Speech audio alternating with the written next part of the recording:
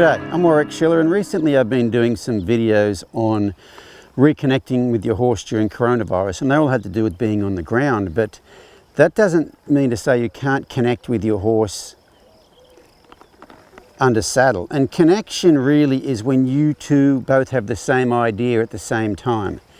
And so a lot of people struggle with riding their horse and wanting them to snatch grass, and most people, I would say, whose horses want to snatch grass, they've never been allowed to eat under saddle. So they kind of tend to think, if I can get one bite of grass, that's the last bite of grass I'll ever get while I'm being ridden. And so something you can do is ride them, but do what they're doing. So let them eat the grass and let them eat a patch of grass. You know, you think about how much time we spend riding them, and it's all about what we want, okay? And so horses will tend to think that under saddle it's only about what we want and not about what they want, and so it makes a bit of a disconnect under saddle.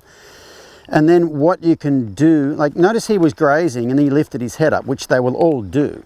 So what you can do is when they lift their head up, say, hey, let's go, and move a little bit, and then stop them, and then let them graze again. And what that will do for you is after a while, when they're grazing, you'll be able to say, let's go. Instead of them thinking, oh, this is the last bite of grass I'll ever get to eat, they will tend to think, oh, well, that's fine, we can go, because there's going to be more grass. There's not going to be a lack, okay? And so a minute ago, I waited till he lifted his head up, but say right now, I could just use my seat, ask him to go, we'll come over here, I stop, and we could have a graze again. And it's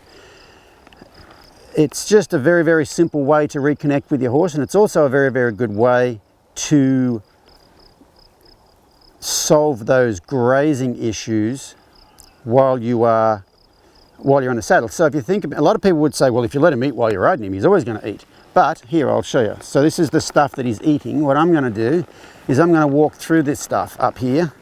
He's not snatching at the grass. He's not snatching at the grass. He's not snatching at the grass. He's still not snatching at the grass. And he's still not snatching at the grass. I'll just turn around and come back towards the camera. And he's still not snatching at the grass, and still not snatching at the grass, and he's still not snatching at the grass.